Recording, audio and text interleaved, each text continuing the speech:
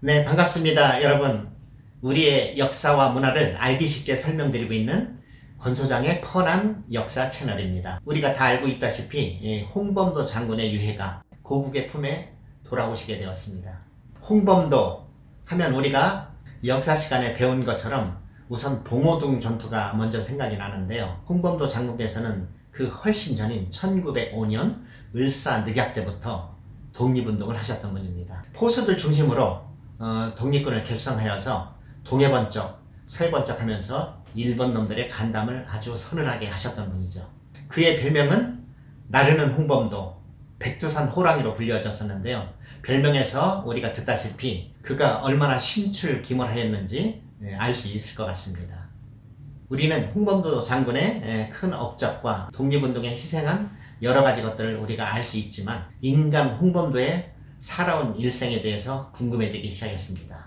그가 기록에 남긴 홍범도 일지라는 자료를 참고하여서 그의 파란만장한 인생 스토리에 대해서 여러분과 함께 공유를 해보도록 하겠습니다. 장군은 1868년 평양에서 태어나셨습니다. 굉장히 가난한 노비의 아들로 태어나셨죠. 안타깝게도 그의 어머니는 그를 낳고 산후휴증으로 7일 만에 사망을 하시게 됩니다. 아버지는 어린 홍범도를 붙잡고 그를 극진한 마음으로 키웠는데요. 동양젖을 먹여가며 온갖 고생을 하면서 그를 지극정성으로 성장을 시켰습니다. 그러던 중에 그의 아버지도 범도가 9살 되던 해 사망을 하시게 됩니다. 9살이라고 하면 지금의 초등학교 2학년 정도 되는 굉장히 어린 아기죠. 그는 고아가 돼서 여기저기 떠돌면서 온갖 핍박과 고난 가운데 굉장히 가슴 아픈 어린 시절을 보내게 됩니다. 그러던 중에 15세 때 평양 간영에 나팔수로 지원을 하게 되는데요. 15이라는 나이가 너무 어려 2살을 나이를 속여 나팔수로 입대를 하게 됩니다. 근무를 하던 중에 상관의 폭행과 여러 가지 비리들을 눈으로 보면서 이를 참지 못하고 그 상관을 폭행을 하게 됩니다. 그래서 도피하여 제지소에 들어가게 되는데요. 그곳 사장이 대단한 악덕업주였던 것 같습니다. 3년치 월급을 주지를 않고 굉장히 사람을 무시하는 여러 가지 모습으로 인해서 그는 그 주인을 살해를 하게 됩니다. 20대 초반의 나이에 벌써 전과 이범이 되는 거죠. 세속에서 살 수 없죠. 그래서 그가 찾아간 곳이 금강산의 신계사라는 곳에 머리를 깎고 입산을 하게 됩니다. 그 기간에 홍범도는 그를 익히게 되고 또한 많은 지식을 쌓게 되는 계기가 됩니다. 그러던 중 아주 쇼킹한 러브 스토리를 만들게 되는데요. 그 근처에 있는 사찰의 비구니와 사랑에 빠지게 됩니다.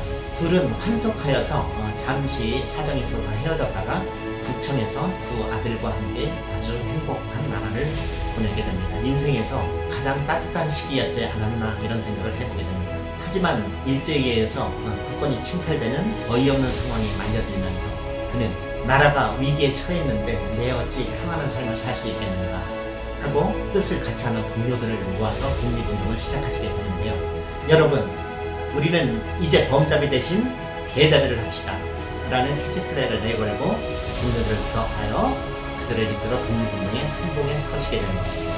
일본은 그를 잡기 위해서 그의 아내와 가족들을 인질로 잡아서 홍범도를 회유하기 위해서 별짓을 다 하지만 부창부수라고 했던가요.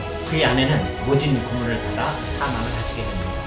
그의 두 아들도 아버지를 따라 무장 독립운동을 하다가 두 아들 다 세상을 떠나게 됩니다. 개인의 안위를 버리고 이 나라가 무엇이라고 모진 학대와 고난을 받았던 독립군들과 그의 가족들을 다시 한번 생각해보니 가슴이 메어지는 마음입니다. 최초의 독립군의 승리를 이끌었던 봉오동 전투, 사경으로 가을의 전설이던 김자진 장군과 함께한 청산리 전투, 이 두 전투의 대승을 거두면서 아무런 희망이 없이 살아가던 우리 민족들에게 큰 용기와 희망을 갖게 했던 계기가 됐던 것입니다. 그 사건 이후 간도 참변과 자유시 참변이라는 대학살이 이루어지게 되는데 이를 다 설명하기는 시간이 굉장히 많이 걸리기 때문에 이 부분은 따로 기회가 되면 올려드리도록 하겠습니다.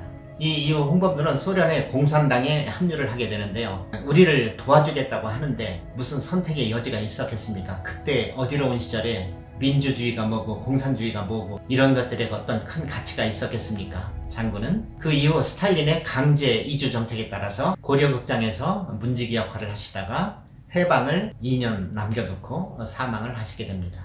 난세의 영웅이 난다고 했던가요? 과거의 역사를 보건대 어려울 때 굉장히 많은 의인들의 피값으로 지금의 우리가 있지 않나 이런 생각을 해보게 되는데요. 지금 우리는 굉장히 평화로운 시절을 보내고 있지만 만일 우리에게 이와 같은 어려움이 또다시 닥친다라고 하면 그에 못지않는 이날의 피 끓는 젊은이들이 분연히 일어날 것이라고 믿어 의심치 않습니다.